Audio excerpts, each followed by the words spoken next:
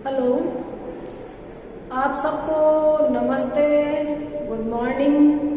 आदत में है मेरे, लगता है टोन ही एक बन गई है कि वीडियो बनाते ही सबसे पहले आप लोगों को विश करना है, ग्रीटिंग करना है। हम लोग अभी कल एक नई कहानी शुरू कर चुके हैं।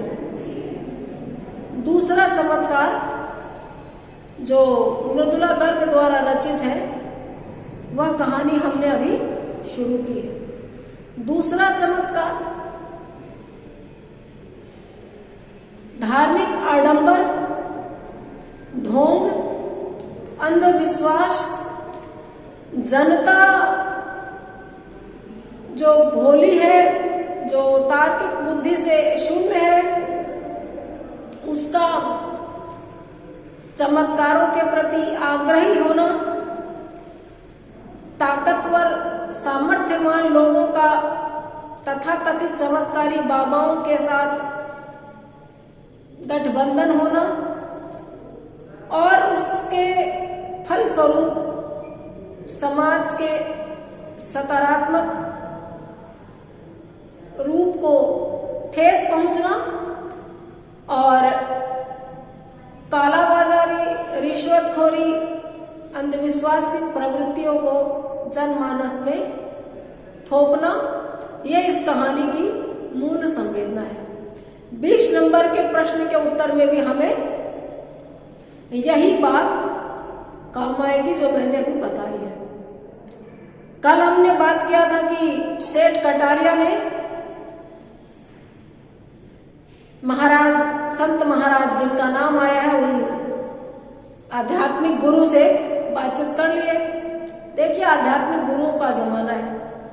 मैं नाम लूंगी तो आप लोगों को बुरा लग जाएगा, लेकिन बहुत सारे बाबा हैं जो नकली प्रोडक्ट बेच के भी माल कूट रहे हैं, लेकिन बदस्तूर उनके विज्ञापन टीवी में आना जारी है, उनके उत्पादों के विज्ञापन। वो स्वयंभू डॉक्टर हैं, शंभू भविष्यवक्ता है। आज सुबह टीवी पे देख रही थी, ऐसे एक भगवाधारी बाबा हार्ट स्पेशलिस्ट बने हुए थे, वो बीपी और शुगर स्पेशलिस्ट बने रहते हैं। कब किनकी इन गलत जानकारियों से मौत हो जाती है या बीमारियां बढ़ जाती है, ये हमारे सामने नहीं आ पाता, लेकिन वो केसेस बढ़ा चढ़ा के दिखाए जाते हैं जो किसी वजह से इनसे टकराए और ठीक हो गए। तो बहुत सारी चीजें हमारे समाज में प्रचलित हैं। कोई हमें जीने के तरीके सिखा रहा है, लाइफ स्पेशलिस्ट, लाइफ कोच बने हुए हैं। आदिवासियों की वो जमीन हड़प लेते होंगे, लेकिन जनता के बीच में वो एक आइडियल इमेज रखते हैं। अवतार से कम, ईश्वर से कम इनके भक्त, इनके अनुयायी, इनके फॉलोवर इनको नहीं मानते। तो ऐसे संत महाराज कृपा कर रहे हैं। कटारिया की पत्नी जब जब कहती थी उनको बुलाने तो वो नहीं मानते थे, लेकिन एक बार आके कहते हैं कि संत महाराज ने आना स्वीकार कर लिया है, तो पत्नी सीधे सोचती है बाबा की कृपा बिना ये संभव ही नहीं है। अनुमान लगाते हैं दोनों बैठ के कि 25-30 तो उनके साथ में सेवक आएंगे। उनके लिए घर में ऊपर के तल में सारे कमरे तैयार कर दिए जाए, धो पोछ के बिस्तर लगा के। एक कमरा उनका स्पेशल पूजा का रहेगा। आरती के बाद सुबह शाम वो छज्जे से लोगों को दर्शन दे दिया करेंगे। घर में बस चुनिंदा आदमियों को आने की अनुमति होगी। दरवाजे पे पुलिस और सिक्योरिटी गार्ड्स का पहरा होगा, कोई भी नहीं हो सकता। वही भगवान है तो सामर्थ्यवान भक्त के लिए, जनता तो दूर से देखे और कृतार्थ हो। और इसी तरह वो एकदम भावातुर हो रखी है कि माला बनाएंगे, मालिक को बुलवा लेती हूँ कली, वो फूल ला दे और घर की महिलाएं बड़ी सुंदर प्यारी बढ़िया माला बनाएंगी, हम उनका सहयोग लेंगे। ये सारी बातें हम कर चुके हैं। आगे अब मालिक को बुलाने के बाद जब वो सोचती है उसके आगे पढ़ेंगे। चंपा ने जब सुना संत महाराज मालकिन के घर पधार रहे हैं तो लगा अंधेरी गुफा के द्वार पर रखा भारी पत्थर आप से आप हट गया और तीव्र पर सुखदायी प्रकाश निकल गया। इसकी महरी है, काम वाली बाई है, हाउस है, मेड कहे तो हमारे लिए तो लाइफ सपोर्ट सिस्टम की तरह होती है। सबसे ज्यादा जरूरी व्यक्ति हमारे जीवन का, जो हमारे काम में हाथ बटाए, हमें राहत दे, हमारी आजादी जिसकी देन हो, उनमें होती है ये घरेलू सहायिकाएं। तो चंपा है, वो जब सुनती है कि प्रभु पधार रहे, संत महाराज आ रहे हैं, तो उसको लगा अंधेरी गुफा के द्वार पे से कोई भारी पत्थर हट गया। इसका मतलब क्या? अंधेरी गुफा का मतलब निराश हृदय। वो निराश हो चुकी थी, उसके बेटे के पोलियो है, चारों तरफ हाथ पांव मार के वो सोच चुकी थी कि इसका कुछ नहीं होगा। ये निराशा का भारी पत्थर, और उसमें रोशनी हो रही हो, पत्थर किसी ने हटा दिया। इसका मतलब संत महाराज आ रहे हैं, तो वो बच्चा अब जरूर चलेगा, क्योंकि संत महाराज को भगवान से कम ये इसकी आस्था स्वीकार ही नहीं करती। वो बच्चे के टांगों को देख ले तो जैसे टीवी सीरियल में दिखाते हैं कि उसकी आंख से दो रोशनी निकली और वो आदमी भस्म हो गया, कामदेव भस्म हो गए शिव की काम जो उससे ज्योति से त्रिनेत्र, और किसी की टांगे बिल्कुल कांप रही और भगवान ने उसको आशीर्वाद दिया, वो मोटा तगड़ा हो गया। जैसे कोई मिल गया में जादू के देखने के बाद में ऋतिक रोशन की शर्ट फट जाती है, उसके यहाँ बॉडी बन जाती है एकदम। ऐसी आस्था, कट्टर विश्वास चंपा को होता है कि अब बच्चा जरूर चलेगा, क्योंकि संत महाराज आ रहे हैं। ये मुमकिन ही नहीं है कि अब वो रेंग कर चले। उसके जीवन में, उसके मन में, उसके अंतरात्मा में आशा का प्रकाश फैल गया। इतनी मनौतियां मनाने और ताबीज बांधने के बावजूद जब 2 महीनों में मुन्नू की हालत में रत्ती भर सुधार नहीं हुआ था, तो लगने लगा था अब घुट घुट कर रोने के सिवा चारा नहीं रह गया। बहुत इसने मनौतियां मांगी। देखिए, इलाज से तो संभव था कि वो चल पड़ता, पोलियो का टीका भी लगता है, उसके बाद में नकली टांग भी लगती है, कुछ दवाइयां, मालिश के लिए तेल, जिससे 90% तक बीमारी दूर हो सकती है। लेकिन इतनी तो गुंजाइश नहीं थी, इतनी हैसियत नहीं थी, ये गरीब महिला है। तो ये इलाज की जगह क्या करते? मनौतियां मांगते, फेरी लगाते, जात जड़ूला बोलते हैं, भगवान का प्रसाद बोलते हैं, उस देवता, इस मंडल, उस बड़, उस पीपल, वहां जा करके यही इनके लिए ये जो तमाम टोटके हैं उसको ये लोग इलाज समझते हैं।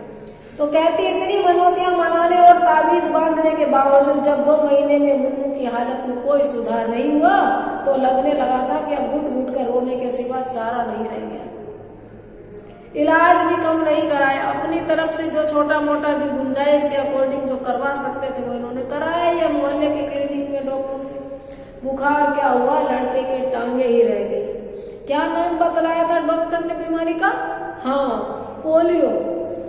कह रहे हैं कि एक बार बुखार हुआ था, बस बुखार में टांगे ले गई। बुखार में इसको वो टीका नहीं लग पाया होगा, बुखार में खुराक नहीं मिली होगी, कई वजहें होती हैं। इसको तो लगता है बुखार की वजह से पोलियो हो गया। ऐसी बुखार हुई कि बच्चे की टांगे ही निकल गई। क्या तो नाम बताया था, अनपढ़ महिला है बेचारी, जिसको पोलियो का नाम भी बीमारी मुश्किल से याद आती है। बीमारी क्या है? भगवान की मार है। कहती है बीमारी नहीं है, भगवान की मार है, भगवान का श्राप है। पर जब भगवान स्वयं घर पधारना है तो कैसी मार। अब मुन्नू की बेजान टांगों में हरकत जरूर होगी, बोलते, लेकिन अब तो भगवान खुद ही घर में पधारे, अब चिंता की क्या बात है। अब ऐसा नहीं हो सकता कि बच्चा नहीं चलेगा। मुन्नू की टांगों में हरकत अब जरूर होगी। भगवान की कृपा देखो, पूजा घर साफ करने का काम मालकिन ने मुझे सौंपा है। ऐसी जी जान से सेवा करूंगी कि भगवान प्रसन्न हो जाएंगे। उसने रामू से कहा, प्रसन्न नहीं प्रसन्न, यही उच्चारण है उसका। रामू के पास आई है, रामू की पत्नी चंपा। उसको इससे मतलब नहीं है कि उसको पूजा घर की सफाई करनी है, उसको ज्यादा मतलब इससे है कि जिस पूजा घर में संत महाराज पूजा करेंगे उसकी सफाई के लिए मालकिन ने उसको चुना है तो एक बड़ा भारी संकेत है।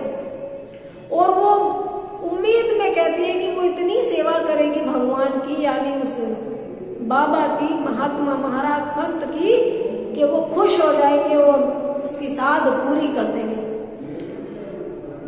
ना ऐसा नहीं कहते।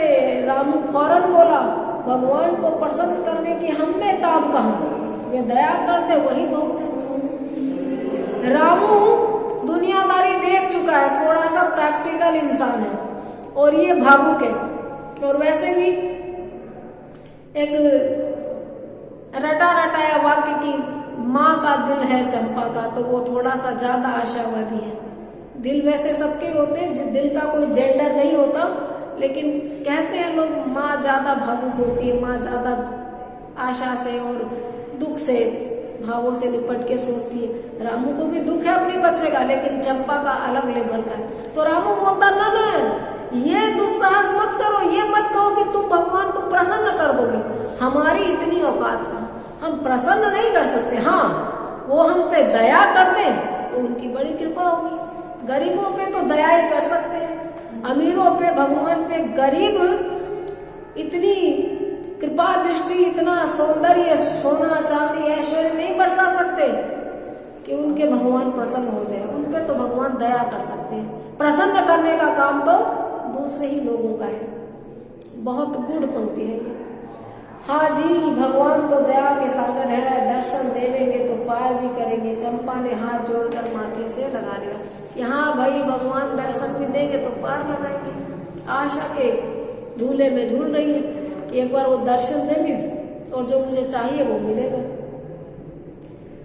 पर दर्शन होवेंगे भी, मालकिन का हुक्म है, सुबह कमरा साफ हो जाना चाहिए। महाराज के विराजने के बाद किसी को भीतर जाने की इजाजत न होगी। रामू फिर याद दिलाता है कि तुम कहती हो दर्शन देंगे तो कृपा होगी।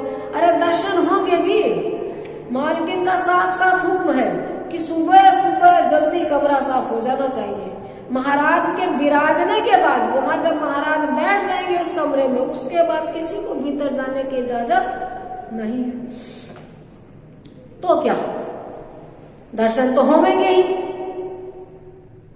नकारात्मक कोई बात सुनने के लिए इसके कान तैयार नहीं है, इसका मन तैयार नहीं है।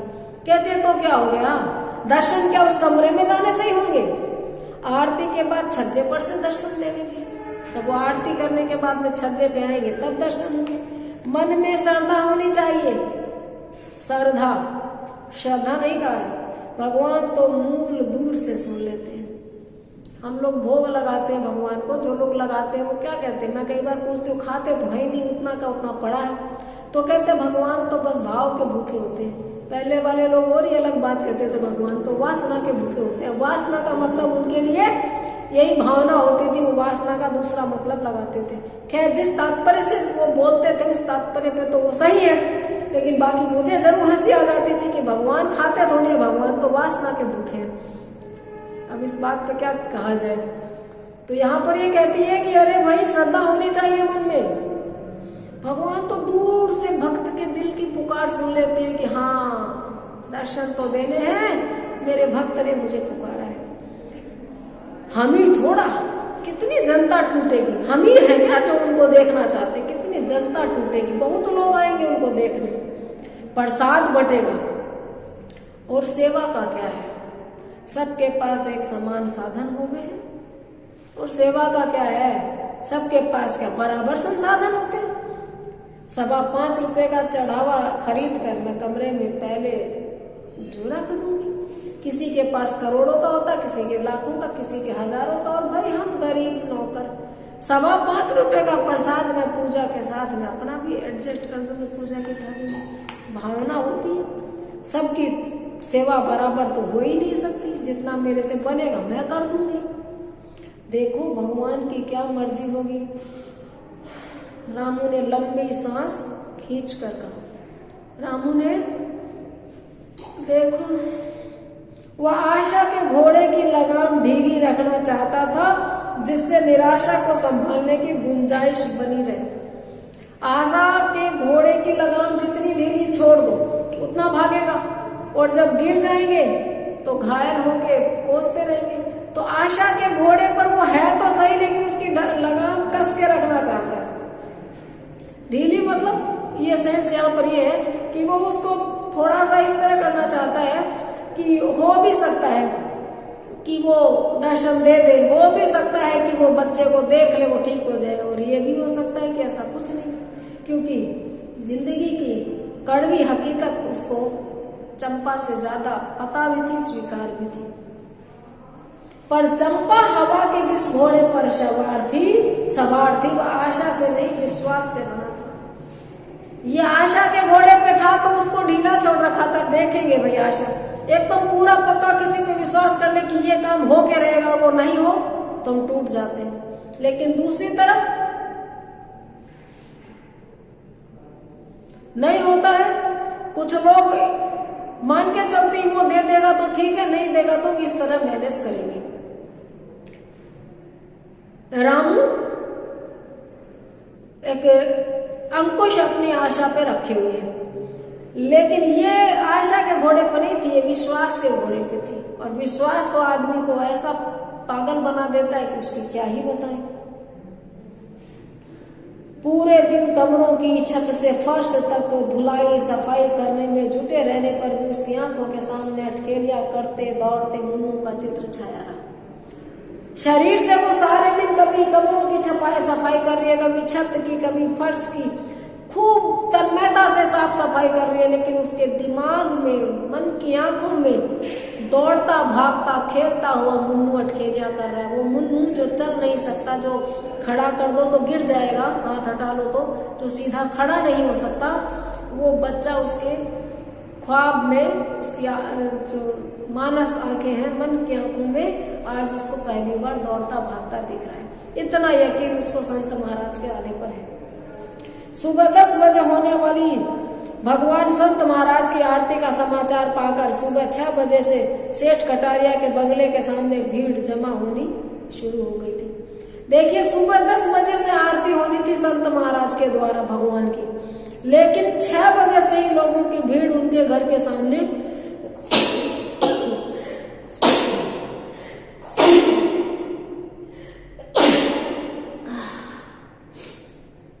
सर्दी में छींक आना नॉर्मल होने की निशानी है। छींक आई है, बीमार नहीं हो, बार बार बताना पड़ता है। तो आरती होगी 10 बजे, 6 बजे से लोगों ने भीड़ जमाना शुरू कर लिया।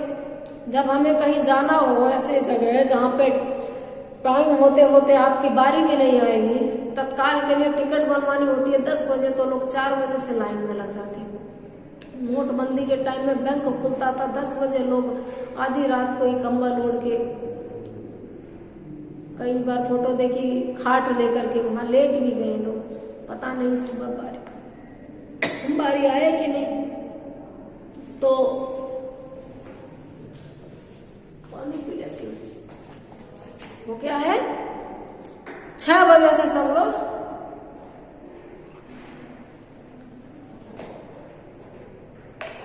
भीड़ लगाने लग गए। 10 बजते बजते तमाम बंगलुरु शहर वहां उमड़ आया। बंगलुरु शहर की बात है, और 10 बजते बजते तो ऐसा लगा सारा शहर ही वहां आ गया। दूर तक फैला घास का मैदान ही नहीं, सामने की सड़क बराबर और सामने वाले घरों की छतें, खिड़कियां और छज्जे खचाखच लग गए थे। सड़क पर लोग थे, पार्क में लोग थे, आमने सामने जितने घर थे उन घरों की खिड़कियों में, बालकनी में, छतों तक पर लोग आ गए थे। ये आकर्षण होता है, ये विश्वास होता है आध्यात्मिक गुरुओं का। पब्लिक फिगर होते हैं लोग। इस भीड़ में कितने विकलांग पूर्णांग होने की आतुरता से, कितने दरिद्र रोजगार की आशा से, कितने रोगी निरोग होने की कामना से, कितने कामकाजी धन प्राप्ति की इच्छा से, और कितने व्यापारी अति लाभ के मोह से एकत्र हुए थे, कहना कठिन था। क्या बढ़िया लेखिका ने बताया कि ये जो दर्शनार्थी हैं, ये श्रद्धालु है कि नहीं पता नहीं। श्रद्धा में आप कुछ नहीं मांगे, किसी को प्यार करते हो आप कोई अपेक्षा नहीं करोगे, लेकिन ईश्वर से हम मांगने जाते हैं, बाबाओं से, संतों से हम साध पूरी करने, मनौती मांगने जाते हैं। तो इस भीड़ में कितने तो विकलांग थे जो पूर्णांग होना चाहते थे, कितने दरिद्र थे रोजगार की आशा से आए थे, कितने रोगी थे जो निरोग होने की कामना से आए थे, कितने कामकाजी व्यक्ति थे जो धन प्राप्ति की इच्छा से आए थे, कितने ही ऐसे व्यापारी थे जिनके पास खूब पैसे हैं लेकिन वो अति लाभ के मोह में एकत्र थे। ये कहना कठिन है। इस भीड़ में बिना किसी इच्छा के सिर्फ श्रद्धा से कितने आए हैं और बाकी कितने आए बताना कठिन है। उस विशाल जन समुदाय में बस सिर ही सिर नजर आ रहे थे, चारों तरफ सिर ही सिर नजर, चारों तरफ सिर ही सिर नजर आ रहे थे। बहुत भीड़ में आपने लोगों को नहीं देखा होगा, बहुत भीड़ में आपको बस मुंडिया मुंडिया नजर आएगी। सुबह 4 बजे उठकर चंपा कमरे की साज सज्जा में लग गई। सुबह 4 बजे चंपा उठी, कमरे को सजाने में लग गई। पहले फर्श धोया, पोछा लगाया, चमका दिया एकदम। एक कमरे के एक सिरे से दूसरे सिरे तक कीमती लाल ईरानी कालीन बिछाया गया। चंपा ने दिल से मेहनत की, मन से साफ सफाई की। इतनी साफ सफाई के बाद में बहुत कीमती एक सिरे से दूसरे सिरे तक, यानी पूरे कमरे में कहीं पर भी जरा सा भी अनकवर्ड फर्श नहीं था, सब जगह कीमती लाल ईरानी कालीन बिछा दिया गया। ठीक सामने वाली दीवार के साथ, ठीक सामने वाली दीवार के साथ मोटे सफेद गांव तकियों के सामने शुभ्र श्वेत चादर बिछाकर हिमालयी छटा लिए भगवान का आसन तैयार किया गया। सामने वाली जो रूम की दीवार है उसमें बहुत बड़े मसनद, बहुत बड़ा गद्दा रख के कीमती और एकदम मुलायम नरम और गांव तकिए मसनद मोटे मोटे जो गोलाकार के तकिए होते हैं वो लगा दिए गए। हिमालयी छटा आपने कभी देखा हो जब व्यासपीठ तैयार की जाती है जहाँ पे बैठ के वो प्रवचन देंगे, भागवत पढ़ेंगे, बाँचेंगे, जो आए हैं मथुरा वृंदावन से, तो जैसे शादी ब्याह में मंडप भी दूल्हे दुल्हन का क्या करेगा उससे ज्यादा ऐसा लगेगा कैलाश पर्वत का एक नमूना वहाँ पे मॉडल लगाया गया हो, नकली कैलाश पर्वत, नकली ऐसा एकदम जटाओं वाले शिव जी की सी स्थिति में बच्चे बिठा देंगे, पूरा एकदम कृष्ण की लीला, कृष्ण जैसा गेटअप देंगे एक बच्चे को। उनकी पूरी स्थिति चारों तरफ जो लोग बैठे हैं भगवान की तस्वीरों में या हमारे टीवी सीरियल में जो हमने देखा है, किताब में जो चित्रण है, वो का वो पूरा समा बना दिया जाता है, वो स्वांग रचे जाते हैं।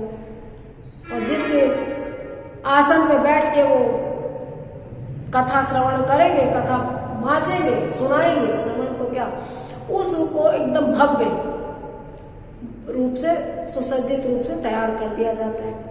इंदु देवी, माँ जी और शीलाबाई तीनों मालकिनों की देख रेख में चमचम करते चांदी के थालियों में एक और धूप अगरबत्ती कपूर सजाया गया तो दूसरी ओर फल फूल मिठाई के अंबार लगाए।